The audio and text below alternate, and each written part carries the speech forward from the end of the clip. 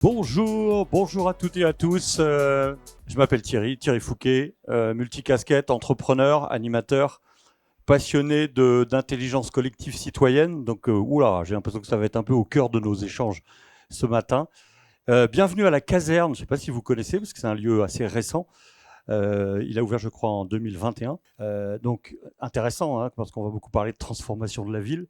On est au cœur du sujet ici, puisque c'est une ancienne caserne de pompiers qui s'est transformée en lieu de la transformation de la mode vers une mode durable. Donc, ils accompagnent à peu près une quarantaine d'entreprises qui vont changer leur modèle pour avoir une mode plus durable. Parce que je ne sais pas si vous connaissez le sujet, mais il y a un gros sujet quand même d'éco-responsabilité de la filière mode, même si elle s'engage avec détermination dans ce sujet. Pour démarrer cette matinée, un duo. Ça nous semblait là aussi symboliquement important et intéressant. On a bien sûr le président de Nout qui organise ce premier événement, ce premier forum, et le maire de Laval qui nous fait la joie d'être là, Florian Berco, plus jeune maire d'une ville de 30 000 habitants quand même, excusez du peu. Mais il y a aussi, vous allez voir, beaucoup de compétences et d'engagement. Là, je ne fais pas tout, dans tous les sens d'ailleurs. Antoine, je vais peut-être vous céder la parole déjà pour nous dire pourquoi avoir voulu organiser ce premier forum. Quelle est l'intention derrière tout ça? Bonjour Thierry, bonjour à toutes et à tous. Très heureux de vous accueillir pour ce premier forum. On a voulu vous accueillir, vous, nos partenaires, nos clients, nos parties prenantes, les commerçants qui faites la vie des sites que l'on gère pour la plupart, et puis de plus en plus des lieux mixtes. Et donc voilà, on voulait aujourd'hui vous mettre à l'honneur et puis s'ouvrir un peu les chakras, avoir un élan d'optimisme, parce qu'effectivement, on n'a pas non plus des métiers toujours très simples, hein. On doit se réinventer sur l'environnemental, sur le digital et puis sur tout l'administratif de régénération urbaine qui est devant nous également. Et donc, voilà, c'est un moment dans lequel on n'est pas là pour parler du mètre carré en plus, mais en tous les cas, c'est vraiment pour parler de comment accélérer les usages, comment rendre service à vous, les commerçants, comment créer du trafic, comment venir identifier nos lieux en mieux de façon la plus globale possible. Et donc, avec un besoin d'écouter nos partenaires de tous bords. Et les premiers, eh bien, nos partenaires publics. Très jeunes, on a appris que on peut avoir tout l'argent qu'on voulait, toutes les bonnes idées qu'on voulait, tous les bics qu'on voulait. L'encre, souvent, était quand même à la mairie du côté du bien public et du bien commun. Et c'est ce qu'on essaye de faire également. Donc, Florian, je suis très heureux de vous avoir aujourd'hui à nos côtés avec les casquettes que vous avez, que vous allez nous partager. Donc, bienvenue à toutes et à tous. C'est un moment vraiment pour prendre des engagements et challenger, s'ouvrir les chakras. Merci beaucoup. Florian, j'imagine un emploi du temps surchargé de priorités. Qu'est-ce qui fait que vous avez pris du temps pour nous, pour cette première édition du forum? Bonjour à toutes et à tous, merci de l'invitation, ravi d'être avec vous. J'ai la chance d'être maire de Laval, président de Laval Agglomération. Juste pour situer, au cœur du Grand Ouest finalement, vous voyez le Pentagone d'or du Grand Ouest, au milieu, il y a Laval, 1h10 de Paris en LGV. On a notre capitale bretonne qui nous fait de l'œil, même si on est rattaché à Nantes, au Pays de la Loire.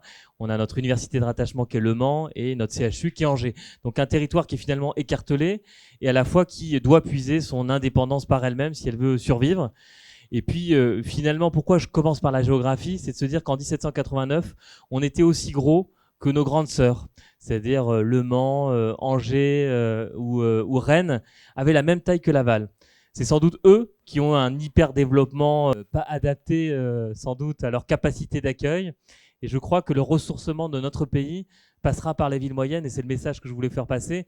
50% des Français vivent dans les villes de 10 000 à 100 000 habitants, et c'est sans doute pour ça que vous m'avez invité, pour porter cette voix, la France, finalement la France heureuse, la France qui est industrielle, la France qui est combative, la France qui n'a pas peur de Donald Trump et de Poutine, parce qu'elle sait qu'elle a des ressources en elle, elle sait que c'est par le local, par les communes, par le partenariat public-privé qu'on va y arriver. Donc ça, c'est, me semble-t-il, un élément quand même à avoir en tête. Et puis vous m'avez sans doute invité, non pas par mon jeune âge, mais parce que je fais partie de ces maires qui ne sont pas des maires bâtisseurs et qui n'assument pas cette étiquette-là, mais des maires rénovateurs, à l'image de ce lieu-là. Finalement, quand on vient ici, on se dit, bah oui, tout se transforme. Une caserne de pompiers peut devenir un lieu aujourd'hui de conférence, d'accueil, de transformation du monde. Et aujourd'hui, je crois qu'on doit corriger l'urbanisme qu'on a connu depuis les années 70, de post-secondaire mondiale même, où il fallait loger très vite, reconstruire très vite, faire, et puis on n'avait pas de notion de ce qu'était un foncier. Et donc, on s'étalait. Et aujourd'hui, faut tout rechanger pour mieux vivre les uns avec les autres. Et en ça, je crois que c'est une mission passionnante. Le public doit être très clair sur ses commandes. On n'est pas toujours très clair, nous les maires, sur ce qu'on veut. Mais moi, je crois profondément au couple maire-architecte, maire-promoteur, maire-entreprise. Et c'est comme ça qu'on développe nos territoires, c'est comme ça qu'on les régénère et c'est comme ça qu'on les rénove. Et vous resterez d'ailleurs avec nous sur la première table ronde parce que vous avez plein de choses à partager. Antoine, s'il y a bien une entreprise qui se transforme, c'est Nood. Et donc, je ne suis pas sûr que les gens dans la salle vous connaissent sous tous les aspects, tous les savoir-faire que regroupe cette ancienne Nood, qui accompagne en fait la transformation des villes. Donc, je crois que Monsieur le maire a mieux parlé de Nood que moi. Et donc, de dire qu'effectivement, quand Ça a été filmé, on peut faire une pub si vous voulez. Quand mes cousins m'ont confié le projet de New Imo, qui s'appelle, c'est parce que mes cousins sont d'abord retailers, des commerçants, parce que la famille Mullier, c'est la vie au cœur, rendre des services aux habitants et le rendre le plus abordable possible pour le plus grand nombre. C'est vraiment un leitmotiv qui est important pour nous. Et la conséquence de tout ça, c'est des bienfaits, du partage, du profit, des réinvestissements. Et donc, quand ils m'ont confié ce New Imo, il y a 2 bulles autour de New Imo. C'est avec et pour les enseignes. Pourquoi ? Parce qu'elles ont beaucoup de boulot à se régénérer. Il faut qu'on les accompagne et qu'on les aide. Et puis souvent, quand elles sont propriétaires, vous ne pouvez pas bâtir chez votre voisin. Donc, c'est quand même mieux qu'il y ait une entreprise de service qui se monte pour pouvoir écouter le propriétaire et voir ce dont il a besoin. Et la deuxième bulle, c'est avec et pour les territoires. C'est que nous, il y a eu une époque où peut-être qu'on a manqué un peu d'humilité et du coup, on s'est un peu regardé entre nous. Et donc, on n'a pas tout le temps pris la mesure du besoin de régénérer nos sites parce que ça marchait bien. Et qu'aujourd'hui, on est à une heure avec et pour les territoires et avec et pour les enseignes, de faire cette régénération urbaine pour aller vers un peu cette ville du quart d'heure, de comment j'y habite, comment j'y travaille, comment je fais attention à moi, comment je vois des médecins, comment je fais du sport. Et donc, c'est un petit peu tout ça qu'on amène, avec du coup des difficultés pour ceux qui sont déjà en place, parce qu'on a nos commerçants et que non, le commerce n'est pas mort. On nous a tués tous les 2-3 ans, on pense que le commerce est mort, mais il meurt tous les soirs quand on ferme le volet et il se trouve tous les matins, c'est ce que m'ont appris ma famille.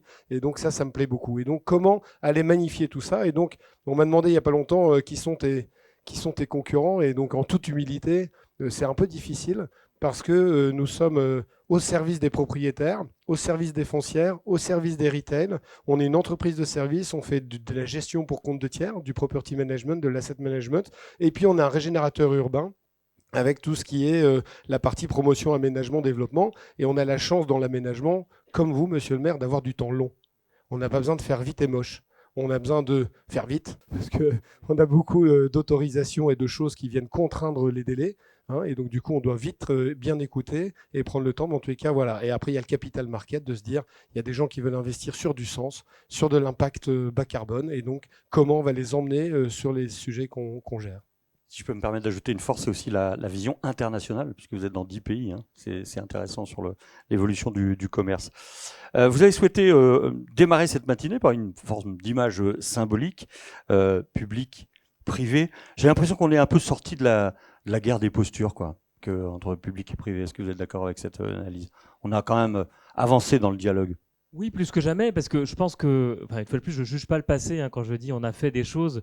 Chaque époque a son défi. Aujourd'hui, on a le défi effectivement de la cohésion sociale, quand même bien vivre les uns avec les autres, d'où qu'on vienne, qui qu'on soit, peu importe ce qu'on gagne. C'est important et c'est un vrai défi pour nous les maires, puisqu'on est finalement ces acteurs de la fraternité en action, et ça c'est essentiel. Et puis ce grand défi climatique qui est devant nous, qui n'est pas simple parce qu'on doit l'adresser internationalement, mais on doit prendre notre part et on sait que c'est pas évident. Donc je pense qu'il faut sortir de ces postures, c'était bien, pas bien. Je ne suis pas dans le jugement, bien, pas bien. On regarde devant et on avance.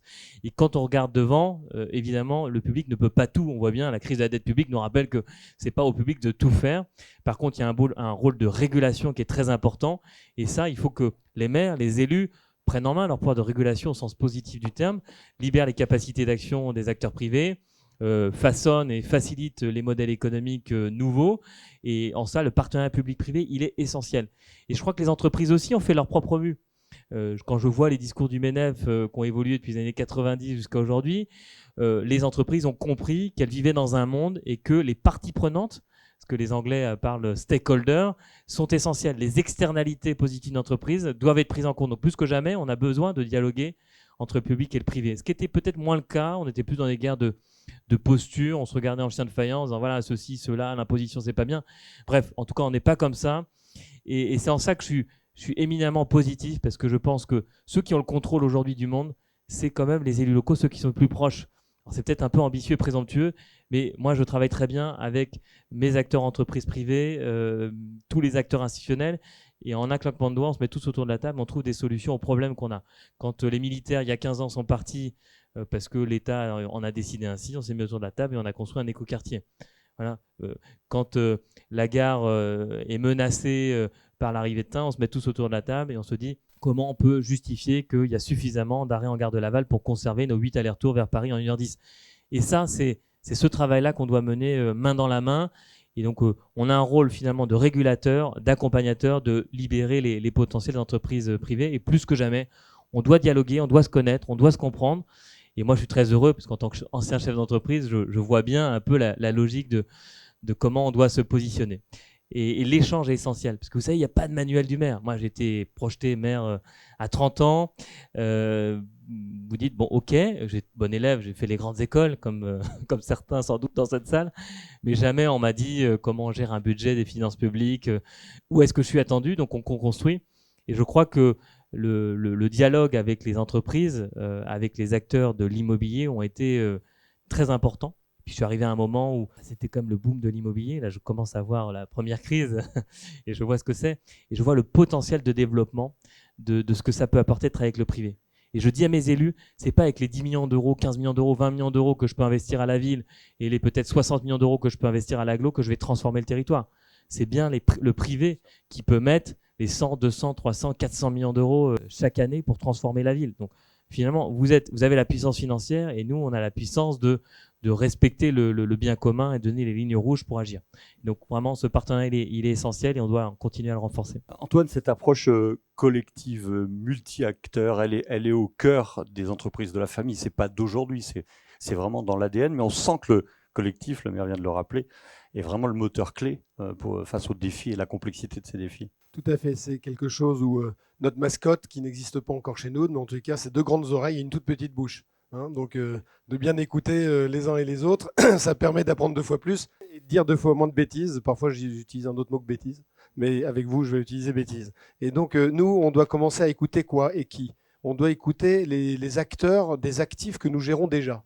Avant de rêver au futur, parce que le futur est meilleur que le passé, et c'est pas du tout ce que vous le dites, mais en tout cas, on critique pas le passé. Moi, quand à Bercy, on nous dit qu'on gère la France moche, je dis super, comme ça, on va créer demain les quartiers désirables. Donc, en tous les cas, quand même, 80% des Français viennent dans la France moche. Donc, faut rester vigilant. Et donc, c'est pour ça qu'on est heureux d'avoir un acteur qui connaît son territoire, parce que c'est plus facile de parler avec vous qu'avec des grands dans les institutions. Et donc, nous, c'est écouter les commerçants pour d'abord savoir ce qui manque déjà aujourd'hui dans les actifs qu'on gère. Donc, les commerçants au cœur. Ensuite, vous l'avez dit, c'est comment ces réunions publiques imposées, comment en fait on les magnifie en réunions privées avant les réunions publiques imposées.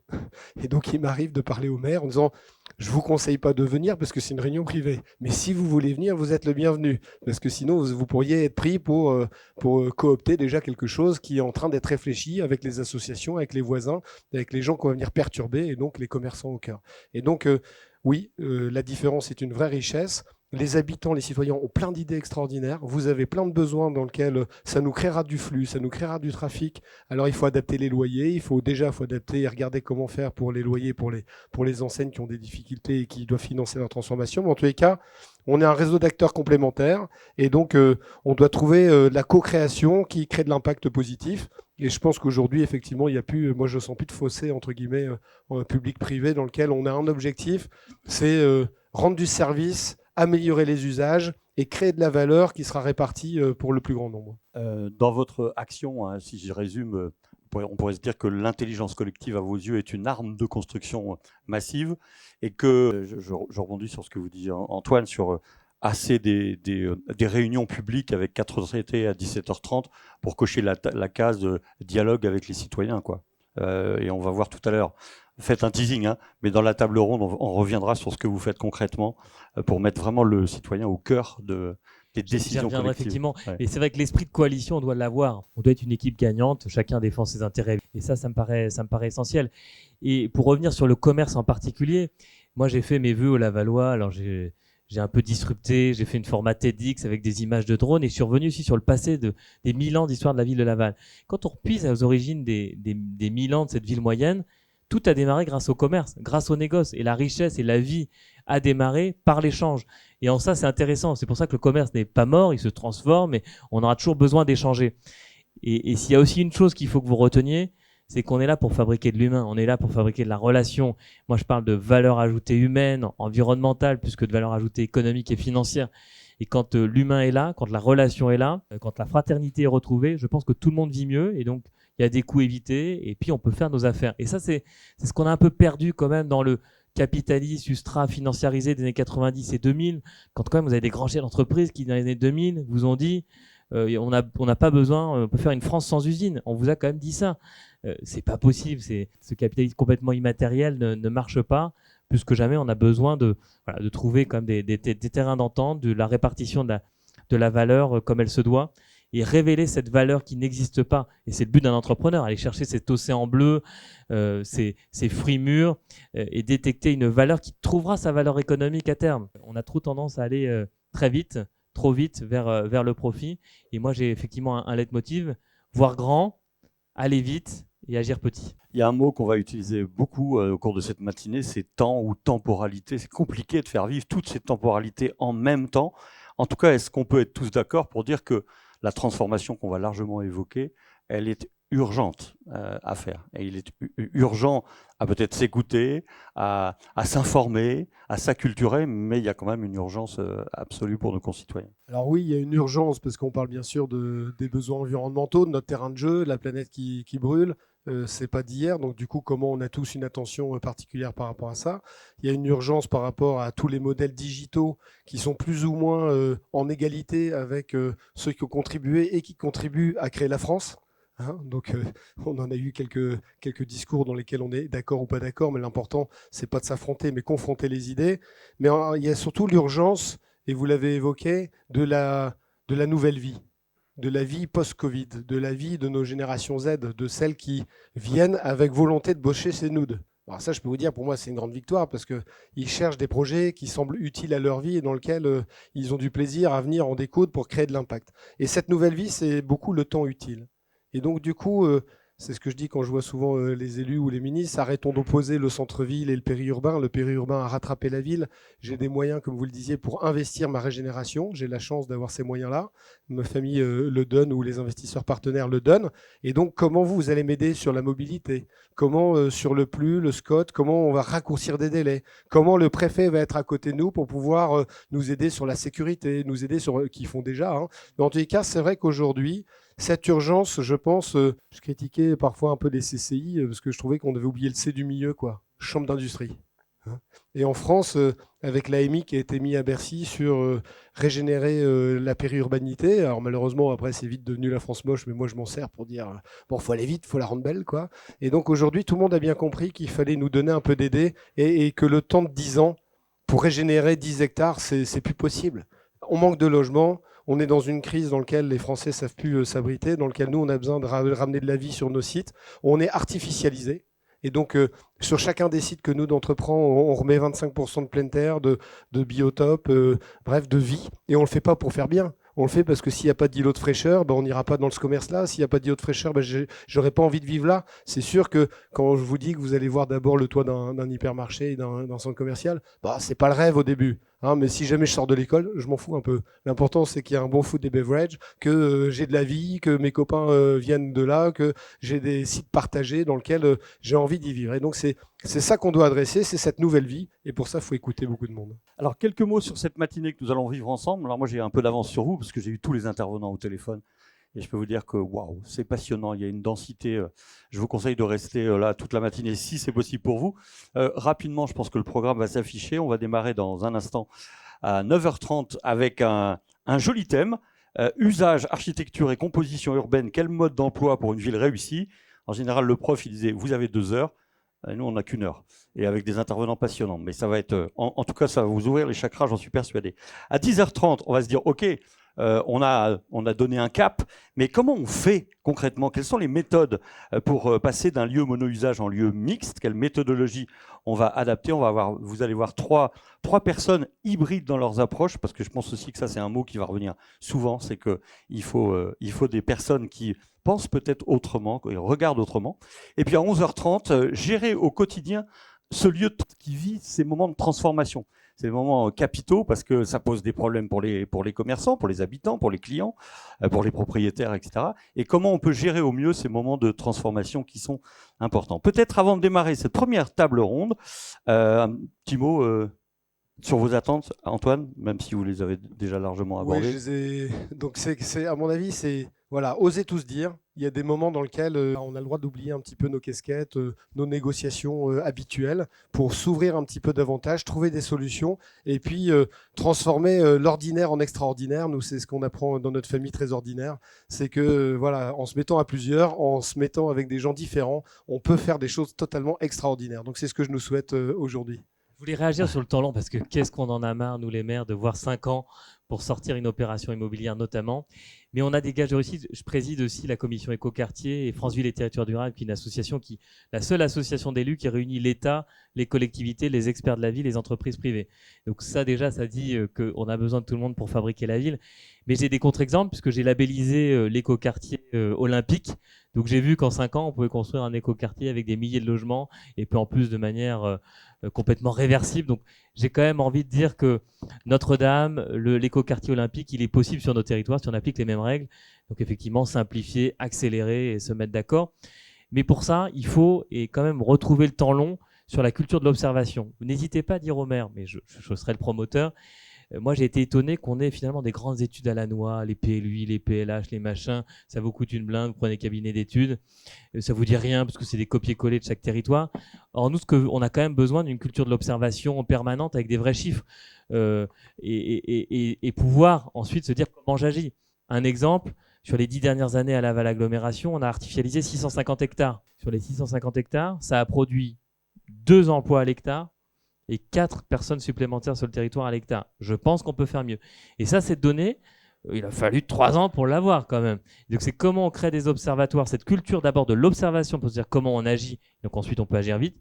Et puis l'étape d'après, moi ce sera pour mon prochain mandat, culture de l'évaluation évidemment, qui me semble essentielle, qui me semblait gadget peut-être au début, mais qui semble essentielle à partager, prouver que ça marche et puis réévaluer le modèle. On est dans le test and learn en permanence. C'est-à-dire que nous aussi on doit assumer la culture de l'expérimentation, de l'innovation, côté collectivité. Et je pense qu'il y a encore un peu de boulot, mais on prendra notre part. Merci beaucoup, merci d'être là. Vous ne bougez pas, Florian, on va rester. Antoine, merci. Oui, on peut les applaudir. C'est bien parce que quand on a parlé de libération de parole, merci de le permettre, parce que ça y est, on y est. Hein. On est dedans. Merci pour votre franchise, parce que si on ne peut pas réfléchir ici, où est-ce qu'on va pouvoir réfléchir et confronter il y a une phrase que j'adore, c'est le désaccord fécond. Il faut apprendre à ça. Hein. On n'est pas forcément d'accord, mais c'est en n'étant pas d'accord qu'on peut aussi faire de grandes choses et de belles choses. Vous allez le voir. D'ailleurs, avec les 4 intervenants de cette table ronde, aux côtés de Florian Berco, merci d'accueillir Mathieu Baudin, Christophe Janet et Franck Boutet. Je vais vous les présenter. Vous pouvez les applaudir, les accompagner jusqu'à... Alors vous asseyez sur une chaise ou pas, vous faites comme vous voulez. Vous êtes libre. Voilà, il y a ou entre deux, voilà, c'est ça, les entre-deux. Alors, on va commencer par, je vais être provoque aussi, celui qui connaît rien. Non, celui qui a une vision la plus large possible, mais qui n'est pas un spécialiste de l'urbanisme en tant que tel. Ils ont eu peur, hein, ils se disent, mais c'est qui dont il parle? C'est Mathieu. C'est Mathieu, mais évidemment, je peux me permettre ça parce qu'évidemment, on s'est dit ça en fait en préparant cet entretien, évidemment. Mathieu, il est le fondateur d'un truc étonnant qui s'appelle l'Institut des futurs souhaitables. Joli mot. Il est là aussi hybride, puisqu'il est à la fois historien, dans le passé, et prospectiviste. Intéressant. On va voir en quoi ces deux disciplines se nourrissent l'une et l'autre. Et dernière chose, faites attention quand même, parce que cet homme est un conspirateur. On est d'accord? C'est une définition qui revendique en plus. Et on va comprendre pourquoi. On peut commencer par ça. Alors peut-être dire en 2 mots ce qu'est l'Institut des futurs souhaitables. Magnifique. Qu'est-ce que c'est que cette chose étrange, un peu hybride? Merci beaucoup de m'accueillir. La relation humanité-machine aussi, vous avez 2 heures. Personnellement, ça n'a jamais marché.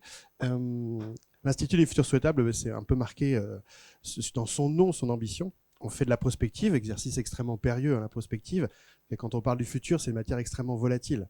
Le futur, quand on en parle, il se transforme. Donc ce que l'on prévoit n'arrivera pas, et c'est bien heureux comme ça, puisqu'on a contribué à le transformer. Donc c'est une matière un peu comme la philosophie, extrêmement volatile, comme la langue des oiseaux, c'est quasi alchimique. Ceci étant dit, il est préférable de savoir où on va. Quand on a un vent, nul vent favorable pour celui qui ne sait où il va. Donc la prospective, elle nourrit la stratégie quand même. Et quand il dit que je ne sais pas, je ne sais que je ne sais pas, le philosophe sait bien que c'est la première des connaissances. Et donc moi j'ai 150 experts avec moi, dont des architectes, dont des urbanistes, donc des gens des collectivités territoriales, l'enseignement de la data et ce genre de personnages de haut vol. Et puis je suis un curieux collectionneur. J'ai un cabinet de curiosité du futur. Je vais de temps en temps dans le futur, de temps en temps dans le passé, et le tout c'est pour introspecter le présent, pour éclairer les décideurs et les décideuses à l'aune des conséquences de leurs choix. Et c'est bien ça le propos à la fois de notre table ronde et de l'époque. Il va falloir aller autre part que là où on avait prévu d'aller, et c'est peut-être une bonne nouvelle. Pourquoi s'affirmer conspirateur? Qu'est-ce que ça veut dire? Alors déjà, en latin, conspirare, c'est respirer avec, autant que fomenter. Je pense que c'est ça qui manque. Il manque un souffle pour aller, pour nous transcender, pour dépasser l'impossible, pour aller peut-être vers un autre seuil qualitatif de civilisation. Parce que nous, on pense qu'on n'est pas dans une crise, parce qu'une crise de 40 ans, c'est bien trop long. Moi, je suis un enfant des 30 rugueuses. J'ai connu que la crise depuis que je suis en 73. On m'annonce que c'est la catastrophe. Quand je vois les générations qui disent « Ah, génération sacrifiée », bah non, mon gars, c'était déjà nous.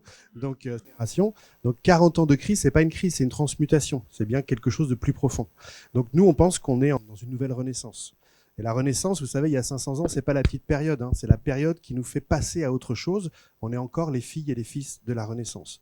Donc si... Bah oui, bien sûr. Bonjour, Mathieu Baudin, directeur de l'Institut des futurs souhaitables. Ça a été jusque-là, ça va? Ok. Ça les a peut-être un peu obligés à tendre l'oreille, mais... Simplement un mot, on pense qu'on est dans une nouvelle Renaissance. Et rappelez-vous, il y a 500 ans, la Renaissance, les renaissantes et les renaissants ne se sentaient pas en renaissance le temps de leur vie. Ils se sentaient en multicrise. Pour eux, tout s'effondrait, tout était rebattu en brèche et on a vu les choses différemment après la Renaissance. On est peut-être en train de faire ça en ce moment. Je vais rebondir sur ce que disait monsieur le maire. Trump, Poutine et autres et consorts, même pas peur. Moi, ce que je vous propose, c'est qu'on passe une heure à se dire dessinons ensemble une ville du futur souhaitable. Prenons le temps de se dire, si vous en êtes d'accord, une heure. Ça ne veut pas dire ne pas être lucide et évoquer des choses difficiles, mais peut-être essayons de bâtir un récit. C'est quelque chose qu'on utilise beaucoup en ce moment. C'est-à-dire pour emmener les gens, pour redonner de l'espoir et l'envie d'agir, peut-être que d'avoir des récits positifs argumentés peut être intéressant. Ça vous va comme deal pour l'heure qui vient? Super. Parce que alors vous y allez carrément, j'ai lu votre site internet. Le monde à venir sera plus inclusif, plus coopératif, plus démocratique, plus respectueux des principes du vivant. Si c'est pas de l'optimisme, ça. Déjà, c'est pas l'optimisme, c'est une voie de survie de l'espèce humaine. Si on fait pas ça, on est plié. Donc, a priori, l'inverse, en fait, c'est plutôt. Moi, je trouve qu'il y a une inversion de la charge de la preuve en ce moment. Les folles et les fous, c'est pas celles et ceux qui disent ce genre de paroles. Les folles et les fous, à mon avis, sont celles et ceux qui pensent que le système peut continuer comme ça sans rien changer. Il y a une inversion de la charge de la preuve, parce que le système en l'état ne tient pas. Et on peut se le dire sans tristesse, même sans ostraciser les boomers qui en seraient responsables. C'est juste que ce système, il a été pensé pour 450 millions d'individus, Europe de l'Ouest, Nord-Amérique, les 30 glorieuses, et que si on l'étend à 9 milliards d'individus et qu'on n'a pas quintuplé les ressources, en fait, mathématiquement, ça ne marche pas. Donc on est dans un besoin de changer de développement économique. Et la bonne nouvelle, c'est que nous, les humains, on l'a déjà fait, de changer de modèle économique. Ça a été dur, mais on l'a fait plus d'une fois. Et vous dites l'enjeu, c'est de libérer l'imaginaire. À mon avis, c'est la bataille préalable à toutes les batailles, en fait. C'est-à-dire que le présent, il est tétanisé, d'abord par le confort, un certain confort qu'on nous a donné, qu'on a du mal à quitter, c'est une tétanisation douce, et puis il est tétanisé parce qu'on pense que demain est nécessairement une érosion par rapport à un âge d'or présumé qu'on aurait vécu. Or, demain sera profondément ce que l'on va en faire. Le futur, c'est profondément une affaire de volonté humaine. Il n'y a pas d'autre discours que ça. S'il y a un autre discours, c'est qu'il y a une instrumentalisation. Donc libérer l'imaginaire, à mon avis, est un préalable. C'est pour ça que les nouveaux récits apparaissent depuis 7-8 ans. Parce que le récit qui conduit à penser qu'on va droit dans le mur, a priori, il est plutôt castrateur qu'autre chose. Alors Ceci étant dit, la fatalité, c'est pas un synonyme La lucidité, c'est pas un synonyme de fatalité. Je suis bien conscient du monde tel qu'il est. C'est bien pour ça que j'ai choisi cette voie, pour essayer de transcender un peu l'impossible. Sachant que la difficulté, c'est pas parce que je sais que je fais. Ça, c'est une expression que vous utilisez aussi souvent. C'est la grande tristesse de la prospective, y compris dans la puissance publique. En fait, tout le monde à peu près sait. Il y a assez peu de gens qui sont en cécité. Même Trump, je suis sûr que quand il se couche, il sait 2-3 trucs. Donc il y a quelque chose où c'est pas parce qu'on sait qu'on fait. Il y a autre chose qui nous pousse à bouger. Et là, encore une fois, plein de techniques. Il y en a une qui est assez efficace, c'est l'exemplarité.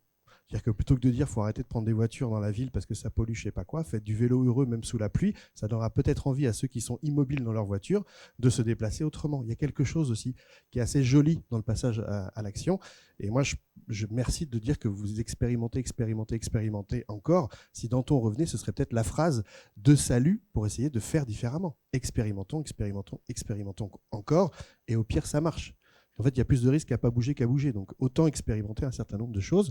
On n'est pas à l'abri de gagner du mieux dans l'aventure. Et c'est ça qui est assez joli comme perspective, je trouve. Alors vous aimez les mots, vous aimez aussi en inventer. C'est intéressant parce que ça reflète bien l'action, le mode d'action, l'attitude qui vous semble être la bonne dans ce monde qui vient. J'adore le mot « il faut être radical ». Et il faut passer de la bienveillance, il faut garder la bienveillance, mais aller vers la bienveillance. Il y a une espèce de faut quand même se bouger, quoi, hein. Il va falloir faire preuve un peu de courage si on veut être à la hauteur de ces défis. C'est gentil, mais radical, c'est pas de moi, c'est de Jeanne Hénin qui a écrit les mots qu'il nous faut. Elle invente des mots, elle fait des bureaux démos dans la route et dans la rue, et elle demande aux gens est-ce que vous avez un mot que vous n'avez pas encore qui pourrait vous servir. Je trouve ça assez joli, parce qu'à nouveau mot, nouvelle réalité. Et vous voyez comment une forme d'inertie est très prompte à manger les mots. Regardez comment résilience, dans la boost de Boris Cyrulnik, c'était fantastique, mais au point de vue de l'administration des territoires, c'est de débrouille-toi avec ce que tu peux, quoi. Il y a un truc, puisqu'on se dit la vraie vérité vraie, il y a un truc comme ça qui a été gâché, je trouve, dans résilience. Sobriété, on est en train d'arriver pareil. Il y a régénératif. Quand le 4-4 régénératif va passer, on va l'avoir mauvaise. Donc il y a quelque chose où on invente des mots nouveaux plus rapidement que la capacité à le manger. Et le radical, j'ai trouvé ça génial, puisque la radicalité, le problème, c'est qu'il y a toujours plus radical que vous. Et à un moment donné, vous vous faites même dépasser dans votre radicalité. Et donc elle dit qu'il y a un courage de la nuance. Alors c'est pas l'extrême centre, hein, c'est un courage de la nuance aussi pour parler avec douceur de sujets graves. Je trouve que remettre en perspective ça, je trouve ça intéressant dans le monde. Et puis des mots nouveaux, il y en a plein. Il y en a plein à inventer. Il y a aussi une partie des mots qui existent déjà où on n'y a pas accès. Moi, je pense qu'il y a quelque chose qui se ferme. L'époqué en grec, ça veut dire parenthèse. Donc, on est en train de fermer une parenthèse, certainement du 19e siècle, épanouie au 20e siècle. On va la nommer, cette période. Elle n'a pas de nom encore. L'Anthropocène était un nom candidat, mais n'a pas été choisi par les géologues avec leur clou d'or. Elle va être nommée. On va, nous, vivre dans une autre période qui va être nommée. On est dans une période d'entre-temps, d'entre-deux. Et dans ces périodes d'entre-deux, c'est toujours un peu les mêmes choses qui s'y passent. On voit que les monstres réapparaissent, sensiblement toujours les mêmes monstres, et on voit des exploratrices et des explorateurs, ils prennent le large. Et c'est là où c'est intéressant, c'est qu'il y a plein de gens là qui prennent au sérieux leurs rêves, qui en font une stratégie, qui disent c'est pas possible, je m'en occupe. Et c'est ça qu'on accueille à l'Institut des futurs sociétés. Sachant que l'historien que vous êtes sait qu'un petit nombre d'individus peut faire changer le monde. C'est un peu le. Alors, justement, pour rentrer dans le sujet de la ville, quand je vous ai dit, m'a dit, je ne suis pas un spécialiste, mais j'ai quand même 2-3 choses à dire. Le premier mot que vous avez abordé quand je vous ai dit, essayons de dessiner cette ville du futur, la phrase, elle a retenti au téléphone, ou en visio, c'était remettre le vivant au cœur des projets. C'est la première chose qui vous semble évidemment. Non, c'est pas évident, c'est évident pour nous. Ouais. Et pour le coup, regardez comment le mot de vivant est apparu dans nos vies, dans notre sémantique il y a 7-8 ans, peut-être 10 ans pour les plus avancés. Pourquoi elle n'existait pas avant? Parce qu'avant, il y avait nous les humains, la nature et l'environnement comme pour réifier la chose, ce qu'on avait appris à faire depuis la Renaissance. Le vivant, c'est l'invitation de se repositionner autre part qu'au centre de la biosphère, maître et possesseur de la nature. Parce qu'on voit bien qu'il y a une petite impasse à ça. Pour 2 raisons. 1, nous sommes nature, c'est ce que dit la biologie. Le vivant, c'est la perspective de nous mettre aussi avec le vivant, en symbiose avec le vivant. C'est pour ça que c'est important. En fait, c'est aussi la perspective de dire étymologiquement un peu ce qui va se passer. C'est pas tant la planète qui a un problème que l'humanité dans son mode de développement sur la planète. La planète se passera de nous, en fait. Bah, peut-être qu'on est utile aussi à elle, on ne sait pas. En tout cas, c'est nous qui prenons plus un risque qu'elle. Donc le vivant, c'est réintégrer la perspective qu'on est lié, on a un destin commun. C'est pour ça que remettre de la vie dans la ville, qui était un vieux slogan aussi, qui était tout à fait passionnant, je trouve que c'est intéressant ce que vous avez dit. En fait, vous êtes dans l'air du temps, on a besoin de ça. Par survie humaine, par îlot de chaleur. L'îlot de chaleur, c'est juste pour pas avoir trop chaud dans la canicule et par bonheur d'être en symbiose avec autre chose qu'avec du béton minéral qui est une confrontation de ce qu'on a de plus dur. Donc il y a quelque chose de très poétique, mais c'est une poésie opérative. Remettre un vivre ensemble plus harmonieux que ce qu'on avait prévu de faire en étant au centre du jeu. Dans cette époque de l'immédiateté, de la rapidité, etc., ça fait du bien d'entendre des gens qui passent leur temps à réfléchir, à regarder le monde. Et vous avez vu en un quart d'heure ce qu'on a déjà pris comme information. Merci, c'est précieux. C'est précieux d'entendre les gens qui ont peut-être un peu d'avance ou peut-être un regard décalé sur notre monde pour nous aider à être des meilleurs acteurs.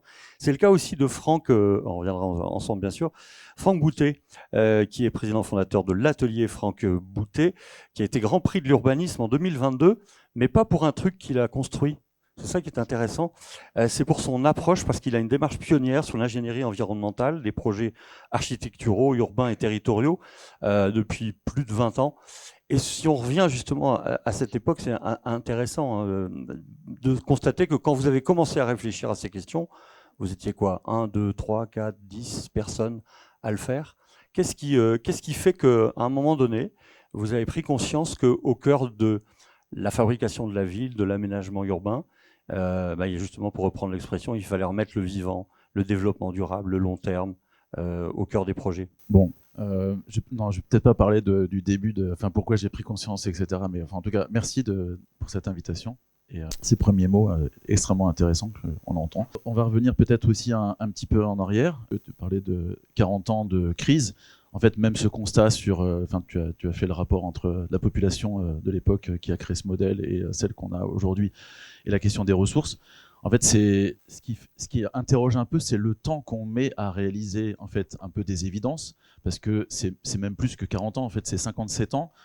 C'est le fameux rapport du Club de Rome qui est un peu à l'origine de tout, qui juge pas complètement, parce qu'on l'a traduit en français par halte à la croissance, dans une approche très décroissantiste. En fait, ça disait juste les limites de la croissance, c'était limits to growth. Et donc en 1968, des chercheurs du MIT se disent on va voir ce que ça donne, puisqu'on a des modèles de calcul qui permettent d'aller justement faire déjà de la prospective d'une certaine façon, de voir ce que ça donnerait si on est sur des approches tendancielles.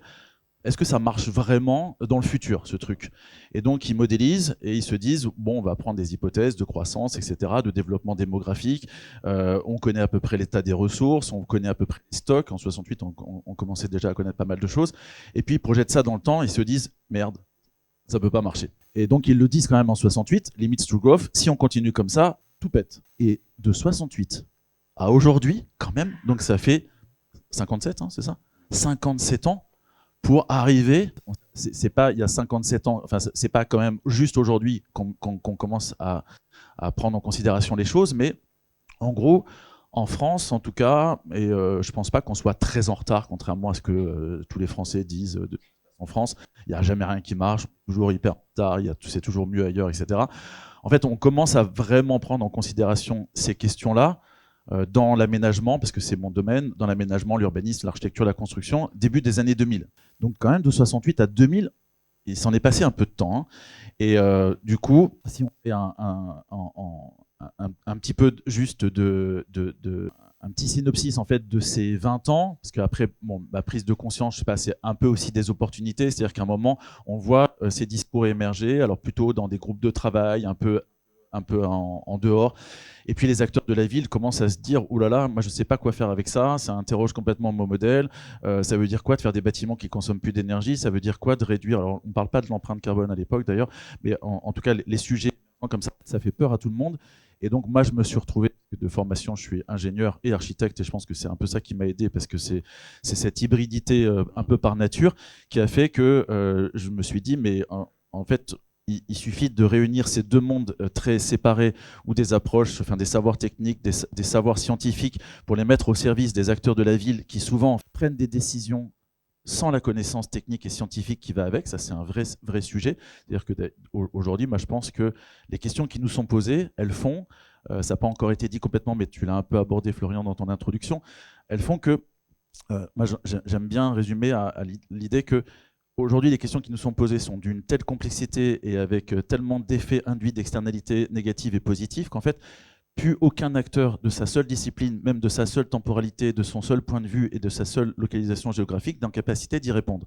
Donc en fait, on est obligé de se mettre ensemble pour répondre. Et en fait, le petit drame à l'époque, en début des années 2000, c'est en fait des acteurs qui sont persuadés de faire le bien dans leur domaine, dans leur silo, et qui font de l'optimisation technique sur des sujets d'optimisation, de technique, qui font de la conception sur des sujets de conception. Et en fait, personne ne se réunit, personne ne se parle pour se dire, mais en fait, du coup, quand on dessine un espace public, quand on dessine un bâtiment, quand on construit un bâtiment, etc., en fait, comment on fait pour adresser ces enjeux environnementaux, ces enjeux planétaires, où dans le dessin d'un espace public, il y a une forme de résolution déjà des équations environnementales finalement.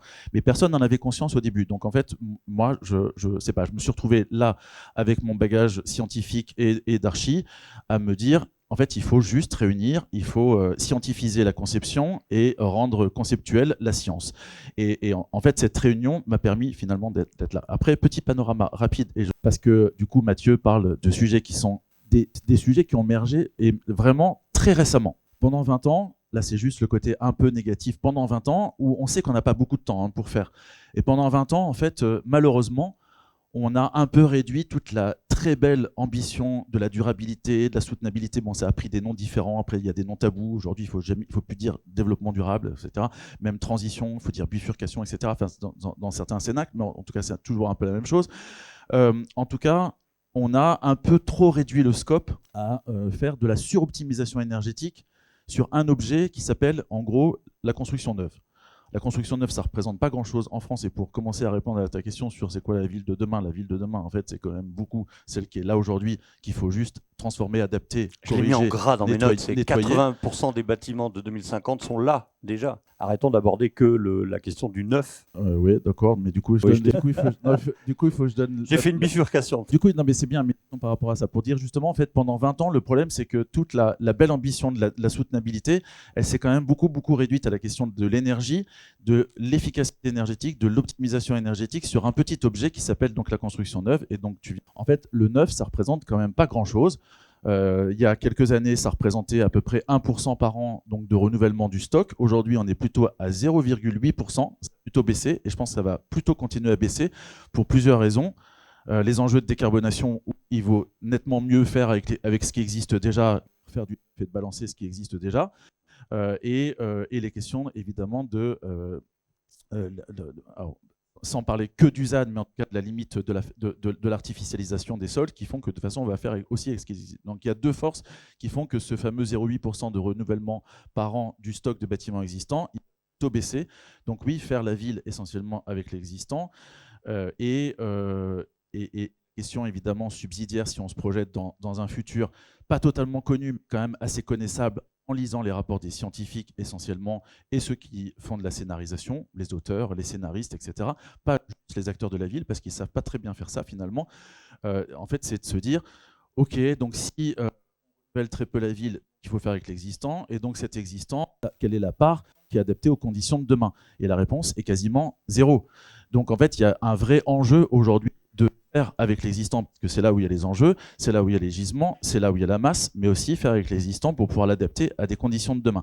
Mais tout ça, c'est des considérations très récentes. Donc je disais justement, pendant les 20 ans, on a fait de la suroptimisation énergétique sur quelque chose qui est très petit, qui est la construction neuve. Donc c'est vraiment de la suroptimisation d'un gisement marginal. La question du carbone, elle est arrivée relativement récemment, il y a à peu près 7 ans, et elle est devenue quotidienne chez les acteurs de la ville il y a juste 5 ans. Et donc là, maintenant, on commence à avoir des approches un petit peu plus globales, un petit peu plus multicritères et un petit peu plus holistiques, où oui, il faut faire de l'efficacité énergétique, oui, il faut faire de la réduction de l'empreinte carbone, oui, il faut adapter les bâtiments, oui, il faut maîtriser l'artificialisation des sols, oui, il faut intégrer les équations un peu plus globales et les équilibres systémiques et écosystémiques. Donc, on commence, je trouve, à devenir beaucoup plus mûr pour aborder ces questions enfin. Excusez-moi, je pense que j'étais un peu... Non, c'était très bien. Je préfère que vous preniez chacun le temps de poser vos arguments justement quand on aborde la complexité plutôt que des questions de 15 secondes. Donc du coup, quel est comment on aborde cette époque? Parce qu'il y a, j'ai noté dans mes notes le mot de il faut continuer à anticiper et en même temps il y a cette urgence. Quel est le mode d'action qui te semble le plus efficace? Tu me parlais par exemple d'action cumulative. Essaye de nous expliquer cette notion. Oui, il y a de l'espoir. On va être très très concret. Hein. Encore une fois, ton job, c'est au quotidien d'être dans l'aménagement, au contact des aménageurs, des élus, etc. Hein. Donc là, tu n'as pas mis tes bottes, mais t'en mets pour aller sur les chantiers aussi. C'est déjà des bottes, mais c'est portier. Alors, je sais pas, enfin, sur action cumulative, oui, on peut en reparler, mais je l'ai dit en lien avec la question de l'adaptation d'ailleurs, ça marche pas dans tous les cas, hein, l'action cumulative. Juste pour être aussi encore dans la ligne de ce que disait Mathieu tout à l'heure, petite phrase un peu résumée. En fait, je me dis, le grand changement là, c'est justement d'essayer de se donner les moyens de voir demain. Ça, c'est fondamental parce qu'on sait qu'on gère quelque chose en plus il y a une inertie dingue dans ce qu'on fait. Tu as parlé de 5 ans, et encore 5 ans, c'est court. Quand tu travailles sur un projet urbain, c'est désespérant. C'est pour ça qu'au bout d'un moment, les urbanistes d'un certain âge se désintéressent de l'urbanisme parce qu'ils savent que de toute façon, ils verront jamais rien arriver. Parce que fabriquer un nouveau quartier, transformer un territoire, ça prend 10 ans, 15 ans, 20 ans, parfois plus. C'est infernal. Mais évidemment, en plus, comme on est dans une période où, si tu regardes à quoi ressemblait le monde il y a 5 ans et il y a 10 ans, ça n'a strictement rien à voir. Donc en plus, les choses bougent très vite, alors qu'on est sur des temps extrêmement longs. Ça, c'est la vraie difficulté. C'est pour ça qu'il faut arriver à avancer de façon extrêmement agile. Mais en tout cas, en résumé, moi, je me dis que le changement, pour aller vraiment dans le sens de ce que dit Mathieu, en fait, jusqu'à maintenant, on demandait aux acteurs de la ville, c'est juste un petit jeu de mots, d'être des bons perspectiviste, c'est-à-dire dans le sens de représenter de la manière la plus réaliste possible une réalité issue des données connues du passé et du présent. Aujourd'hui, on doit devenir plutôt, alors peut-être pas des bons, parce que je ne sais pas si ça existe vraiment, mais des pas mauvais prospectivistes, dans le sens d'anticiper le moins mal possible les conditions pas totalement connues, mais connaissables de demain. En fait, ce changement passé, présent, futur, connu, connaissable, c'est radicalement différent, donc d'une approche perspective. Ça veut dire aussi que se donner les moyens d'anticiper demain, tu vois, quand on dit 80% des bâtiments de 2050 existent déjà aujourd'hui et il faut les adapter aux conditions de 2050, évidemment la question c'est, ok, c'est quoi les conditions de 2050 ? Et en fait, personne ne sait répondre. Il y a de la scénarisation, donc cette idée de la scénarisation, de faire des hypothèses, de construire des scénarios étayés par les données scientifiques. Le GIEC fait des scénarios quand même assez clairs, mais par contre, personne ne sait sur quelle trajectoire on sera. Et évidemment, les de Trump ici ou ailleurs, ça fait que malheureusement, tu n'es pas obligatoirement sur la trajectoire sur laquelle tu pensais que tu serais il y a 6 mois.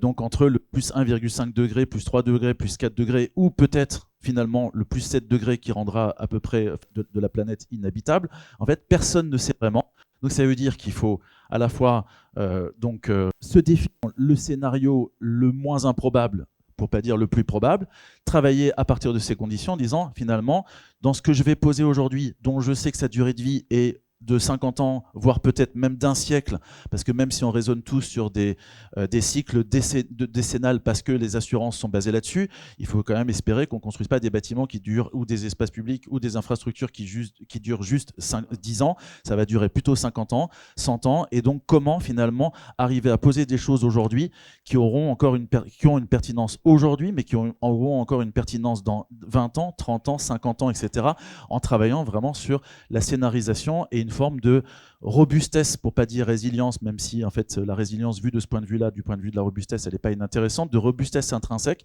Et ça veut dire aussi que quelque part, il faut cheminer évidemment avec une boussole qui nous permet d'essayer de savoir où on va et des lunettes qui nous permettent d'entrevoir le futur donc de la manière la plus probable possible. Mais ça veut dire aussi que comme de toute façon rien n'est totalement déterminé, il faut arriver à changer complètement de paradigme où on n'avance pas de façon totalement déterministe. Et du coup, la vraie difficulté pour les humains que nous sommes, c'est d'intégrer une forme d'indétermination qui n'est pas très loin de l'incertitude dans notre façon d'avancer. Et en fait, évidemment, on a été formé pour détester l'incertitude. Or, il faut arriver à faire de la valeur de l'indéterminé et de l'incertitude, finalement, une forme de boussole. Et comme tu ne peux pas avancer complètement droit dans le mur en disant « Ok, comme de toute façon tout est incertain, je vais faire n'importe quoi, on verra bien ce qui restera », ça veut dire que le grand changement aussi, c'est qu'il faut se doter d'outils pour arriver à faire de l'évaluation temps réel pour arriver à accélérer, freiner, à un moment bifurquer ou même stopper, ce qu'on n'aime pas faire, parce qu'en général, on fait un plan sur 50 ans et on dit « je dois réaliser le plan jusqu'au bout » et au bout de 5 ans, ça montre qu'il n'y a rien qui marche, mais néanmoins, comme on avait promis qu'on le ferait, on le fait. Et en fait, il faut être capable de dire « ok, Je pensais que c'était vachement bien de faire ça. J'ai évalué. Donc, imaginons je sais pas si tu fais ça, Florian. David. Attention, il a Ah oui, avec nous, mais il s'est fait très mal à la clavicule. C'est- Donc, c'est si on peut éviter de lui donner une grande tape dans le dos. J'aurais dû le dire, Florian, avant de démarrer sur la clavicule. mais Parce que, on l'applaudira encore plus pour ça, parce que vraiment, il est pas très bien, Florian. Et, ouais, surtout, de se dire à un vas-y, moment, je sais pas, pour un décideur, voilà, on a décidé ça, on a évalué. Sur l'évaluation, ben, il y a 80% des trucs qui marchent bien.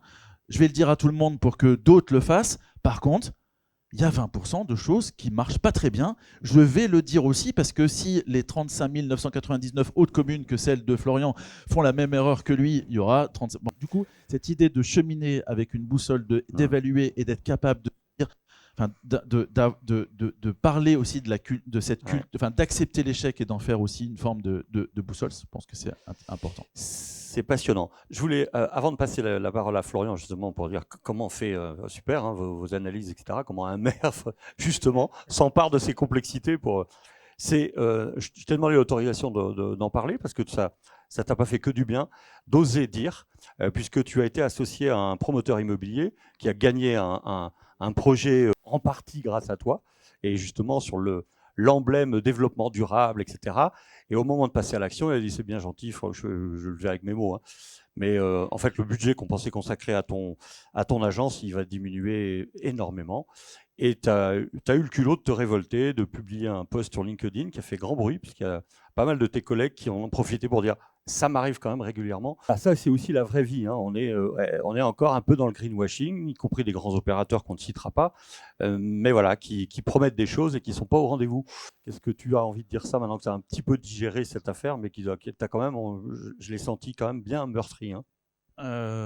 Non, pas meurtri, mais bon, c'est vrai que dans l'introduction, Antoine et Florian ont dit que du bien sur le partenariat public-privé, tout marche bien, le dialogue c'est génial, etc.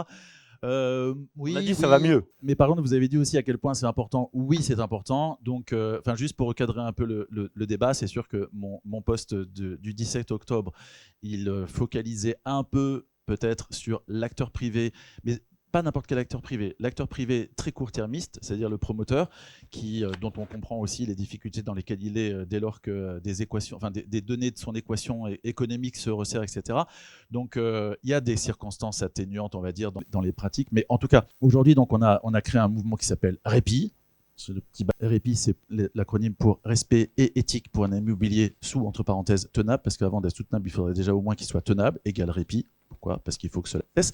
Et en effet, c'est pour dénoncer un peu des pratiques, donc pas que des opérateurs privés et pas que des promoteurs, en effet, même si le poste disait un peu trop ça, mais on va dire d'une façon de poser la question qui fait qu'on est quand même beaucoup dans le mensonge organisé, le mensonge permanent et le mensonge un peu institutionnalisé, dans lequel l'acteur public a aussi une bonne part de responsabilité, ce que je n'avais pas assez dit dans le poste. Quand des maires, quand des aménageurs sont un peu, demandent des choses complètement incroyables sur des phases de concours, et ça je pense que ça a été quand même aussi beaucoup accéléré par les réinventés Paris qui ont donné un pouvoir à la fois un peu dingue à l'acteur privé pour fabriquer de la ville et à des acteurs de l'immobilier. Des acteurs de l'immobilier, c'est fait pour fabriquer de l'immobilier. Une somme d'immobilier n'a jamais fait une ville, donc on ne peut pas déléguer la fabrique de la ville à des acteurs qui sont juste des spécialistes de l'immobilier. Et du coup, je pense qu'on leur a délégué une tâche et une responsabilité absolument hallucinante en leur demandant de faire la promesse la plus belle pour pouvoir gagner, en leur demandant en plus de porter toutes les responsabilités sur les risques, etc. Parce que je ne sais pas si vous vous souvenez, pour ceux qui étaient impliqués dans nous on a été fortement impliqués avec tous les protocoles d'engagement, d'évaluation, etc. où en fait les acteurs privés devaient écrire les propres pénalités, donc qu'ils allaient devoir s'appliquer s'ils ne respectaient pas leurs engagements, etc. Et en fait, tout le monde faisait des promesses incroyables dont on savait pertinemment, si on réfléchissait 2 secondes, que personne ne pourrait les tenir. On est quand même dans des économies fermées. Il faut à un moment mettre du sens et mettre des efforts au bon endroit. Donc aujourd'hui, REPI, c'est un vrai mouvement qui réunit 70 acteurs. Bon, pour l'instant, on limite volontairement, hein, parce qu'on est au travail. L'idée, c'est pas juste de faire des posts sur LinkedIn pour dire que ça va pas, c'est réellement de faire des propositions. C'était pas à nous de le faire normalement, c'était à l'ordre des architectes, c'était à Syntec Ingénierie, c'était à CAPEB, c'était la FPI, etc. Comme personne ne veut bouger, on va bouger et on va essayer d'entraîner tout le monde pour que ça fonctionne, pour arriver à mettre un tout petit peu de tempérance, de bienveillance et de bienveillance pour reprendre tes termes, dans l'histoire et avancer sur des approches un peu réalistes. Nous, notre objectif, c'est d'arriver à se définir tous ensemble des ambitions réalistes, réalisables et réalisées, in fine, et donc de sortir un peu de ce mensonge un peu institutionnalisé qui n'est pas très loin du greenwashing et qui ne va pas nous emmener très très loin finalement, qui va juste faire que chaque acteur va s'opposer en reportant la responsabilité sur l'autre, et à la fin on n'avancera pas parce que dans l'introduction, oui, le dialogue entre les différents acteurs est absolument fondamental pour arriver à faire bouger, évoluer les choses et finalement à faire du sens. Merci beaucoup. J'ai vu, Florian, que vous chiez de la tête régulièrement, etc. Mais c'est pour rebondir sur ce que vous disiez en introduction. Nous aussi, les élus, on a sans doute aussi à faire évoluer des choses dans nos cahiers des charges, dans nos intentions, dans la clarté de nos ambitions aussi, et peut-être des règles du jeu budgétaire aussi qui soient peut-être plus claires aussi. Oui, je l'ai un peu dit, on n'est pas dans le monde de Walt Disney où il y a les gentils et les méchants. C'est-à-dire le privé serait les méchants, les gentils seraient le public.